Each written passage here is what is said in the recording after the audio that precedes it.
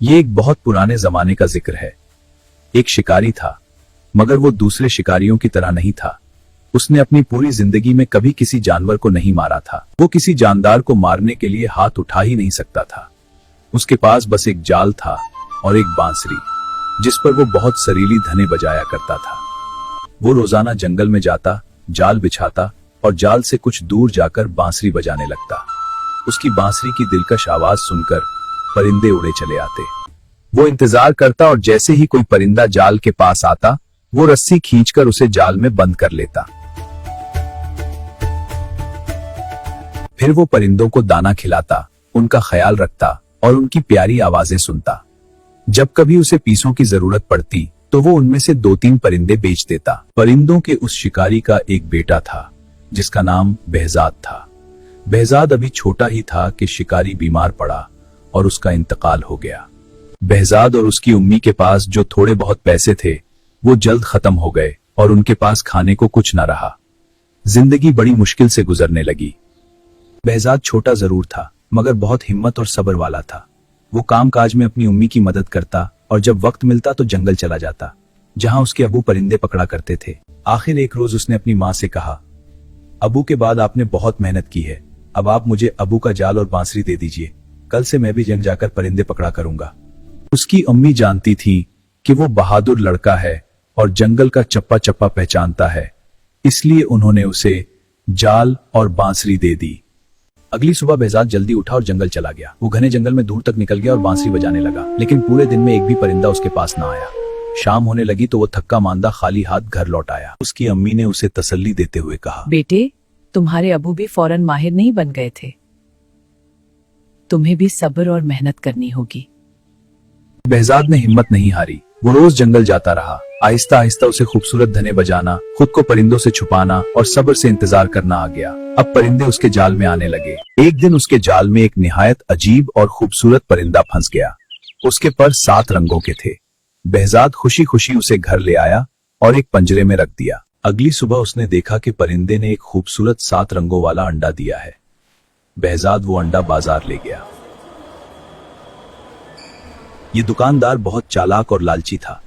इसका काम हमेशा गरीब लोगों को धोखा देना था और सस्ती चीजें महंगी बेचना था। उसकी चालाकी और लालच देखकर behzad ने कहा, हाँ। behzad ये देख हैरत हुई कि चालाक दुकानदार ने उस अंडे की कीमत कम कराने की कोशिश नहीं की और उसे 10 रुपए देकर अंडा ले लिया। behzad ने बाजार से सौदा खरीदा और घर आ गया। अगली सुबह उसने देखा कि परिंदे ने फिर एक वैसा ही रंगीन अंडा उसने इस चालाक दुकानदार को बेच दिया। इस तरह वो परिंदा रोजाना एक खूबसूरत और रंगीन अंडा देता है।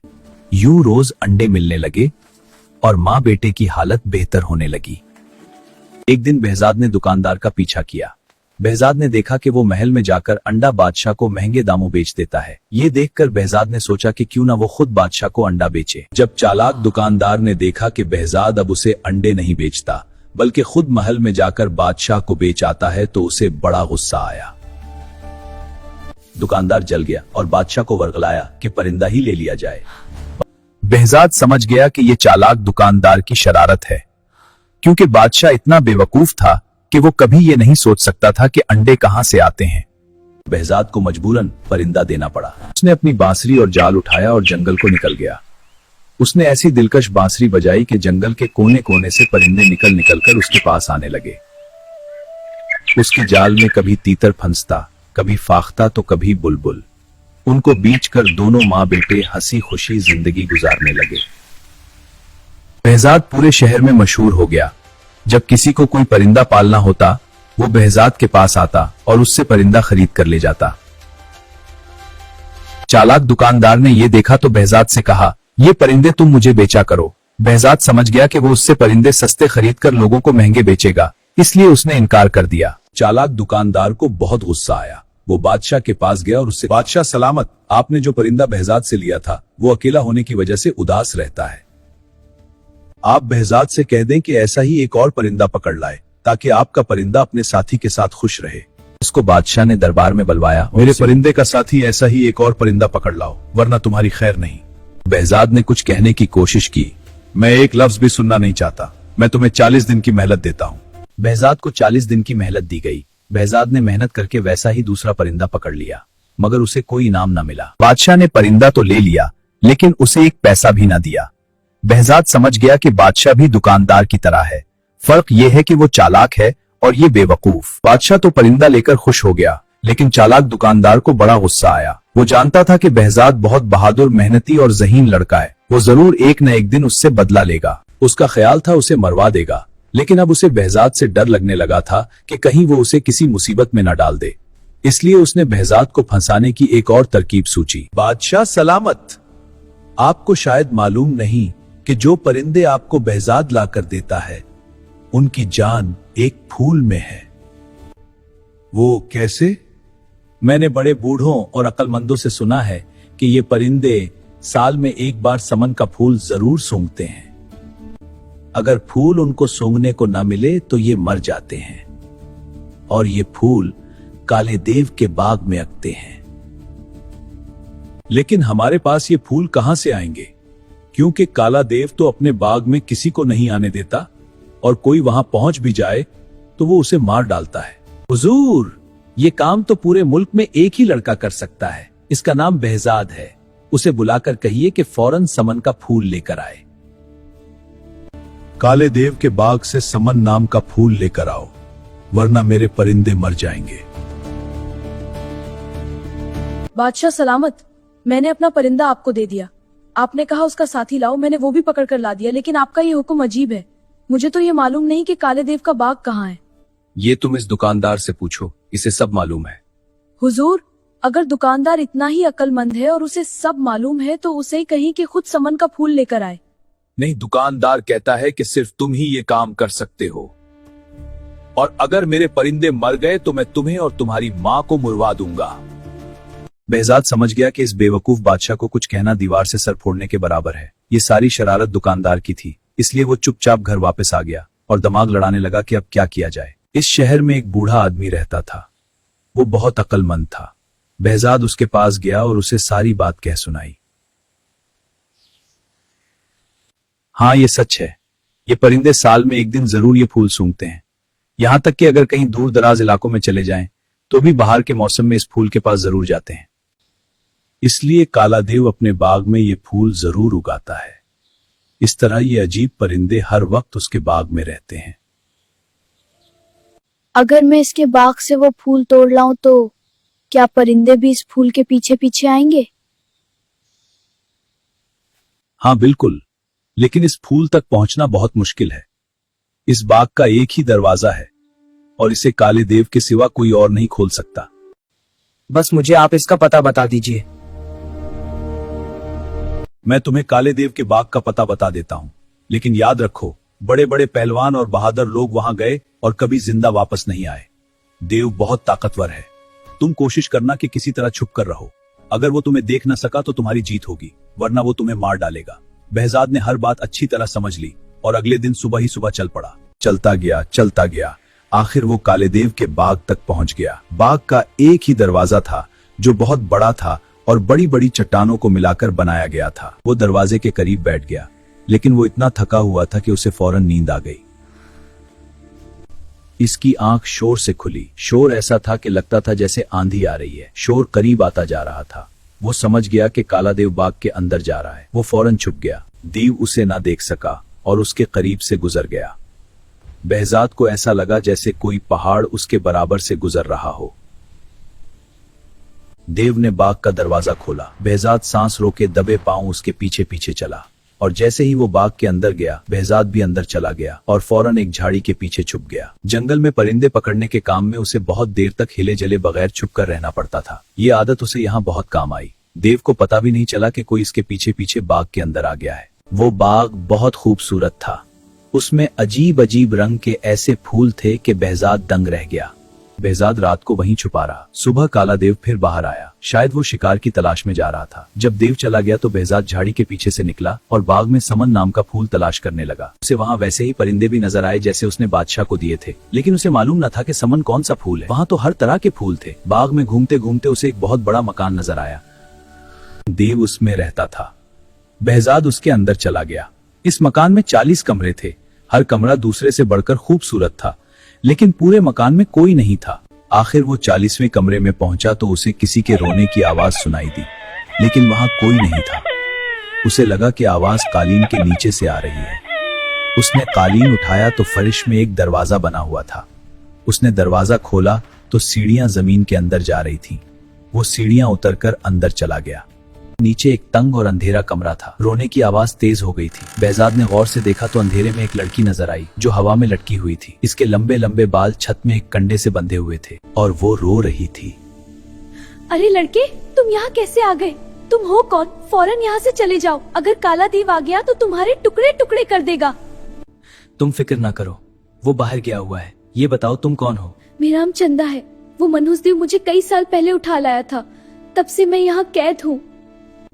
बेहजाद ने उसके बाल खोलकर उसे नीचे उतारा। उसने फिर पूछा, तुम कौन हो और यहाँ क्यों और कैसे आए हो? बेहजाद ने पूरी बात बताई कि वो किस अगर तरह मुझे समन का फूल ना मिला तो बादशाह मेरी माँ को नुकसान पहुँचा सकता है।